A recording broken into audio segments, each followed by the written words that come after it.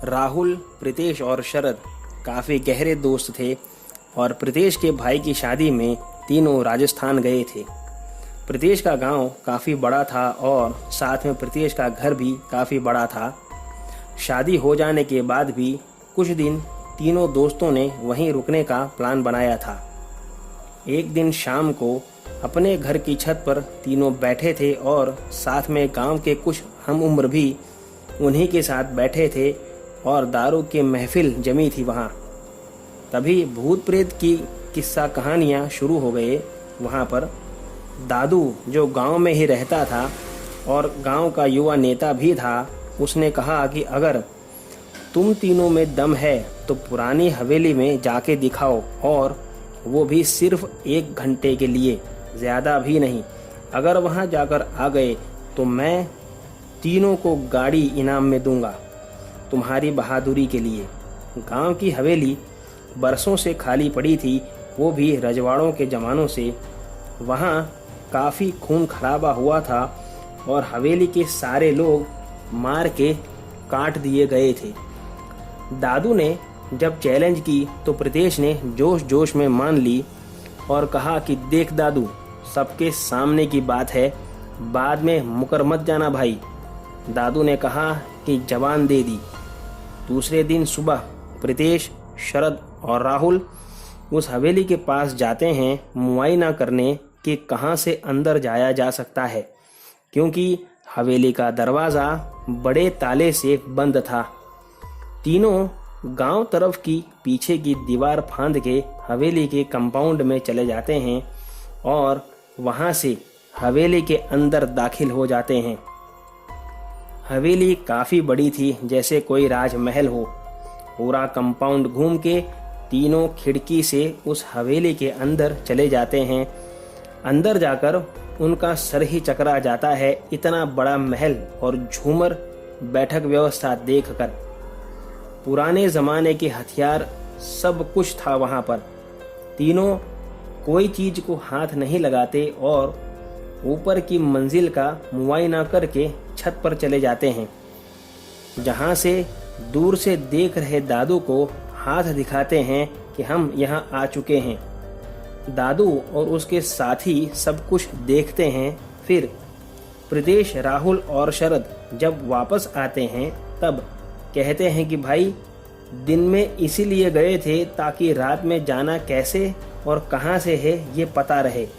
तब दादू ने कहा कि तुम तीनों अकेले नहीं जाओगे, तुम्हारे साथ मेरे 2 साथी भी जाएंगे, ताकि अगर तुमने कुछ गड़बड़ की तो ये लोग मुझे बताएंगे। रात को तुम्हें 1 घंटे के लिए हवेली में जाना है और वहाँ से छत से मुझे टॉर्च दिखानी है। सभी लोग दादू की बात मान लेते हैं। शाम को 10 बजे के बाद प्रीतेश, राहुल और शरद तीनों उसी जगह से हवेली में दाखिल होते हैं और दादू के दोनों दोस्त उनके पीछे पीछे हवेली में दाखिल होते हैं। प्रीतेश टॉर्च बैरर बन के सबसे आगे चलता रहता है और राहुल के साथ शरद उसके पीछे पीछे जाता है। प्रीतेश खिड़की खोल के अंदर हवेली में दाखिल होता है और वहां से सीढ़ियां चढ़ता हुआ छत पर चला जाता है। सीधा सीधा छत पर पहुंचने के बाद राहुल और शरद भी उसके पीछे पहुंचते हैं और दूर से राहुल ने टॉर्च दिखाकर दादू को इशारा कर दिया कि हम छत पर आ चुके हैं।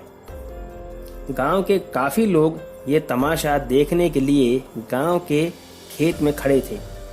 जब 1 घंटा हो गया तब दादू ने इशारा करके प्रीतेश को कहा कि वापस आ जाओ, तुम लोग शर्त जीत चुके हो। तब प्रीतेश ने भी इशारा किया टॉर्च से और वहां से नीचे उतरने लगा।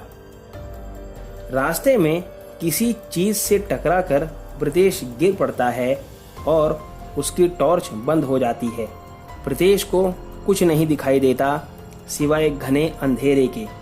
प्रीतेश राहुल और शरद को कहता है कि अपनी अपनी टॉर्च तो जलाओ यार, मैं किसी चीज़ से टकराकर गिर गया हूँ, कहाँ हो तुम लोग। लेकिन उसे कोई आवाज़ नहीं आती। वो 2-3 बार राहुल शरद चिल्लाता है, लेकिन उसकी आवाज़ उसके कानों में गूंजने लगती है।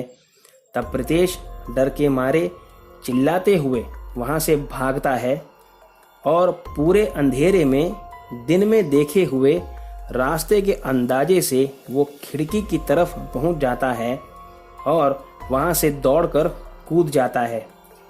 वापस मुड़कर देखने की भी हिम्मत उसमें नहीं थी। वह राहुल शरद कहाँ हो, भागो, ऐसा कहता हुआ भागता है और हवेली की दीवार कूद जाता है। जब प्रीतेश दीवार कूद के हवेली के बाहर निकल जाता है, तब दादू और गांव वाले उससे कहते हैं कि भाई बाकी के लोग कहाँ हैं। तब वह सारी बात बताता है कि अंदर क्या हुआ। तब सभी लोग जोर जोर से हंसने लगते हैं और वहीं पर शरद और राहुल भी आ जाते हैं और प्रीतेश से कहते हैं कि हम लोग तो कंपाउंड की दीवार कूद के तेरे साथ अंदर गए थे और तुरंत वापस भी कूद के बाहर आ गए थे। तब प्रीतेश ने कहा कि अगर ऐसा है तो मेरे साथ अंदर पूरे रास्ते कौन था? छत पर भी तुम लोग मेरे साथ ही थे। और दादू के वो दोनों दोस्त कहाँ हैं? सुबह हवेली के मेन गेट पर दादू के दोनों दोस्तों की सरकटी लाशें लटक रही थी और प्रीतेश अभी तक इस सदमे में है कि आखिर उस हवेली में राहुल और शरद नहीं थे तो उसके साथ कौन था, और ये दोनों मरे तो इन्हें किसने मारा। तो दोस्तों, आज की कहानी में बस इतना ही। अगर आपको आज की कहानी अच्छी लगी है तो चैनल को लाइक और सब्सक्राइब ज़रूर करें। और अगर आपके पास में भी ऐसी कोई कहानी है तो आप मेरे ईमेल या मेरे फेसबुक पेज पर भेज सकते हैं। दोनों का लिंक मैंने डिस्क्रिप्शन बॉक्स में दिया हुआ है। तो मिलते हैं अगली कहानी में। तब तक stay home, stay safe. Thank you.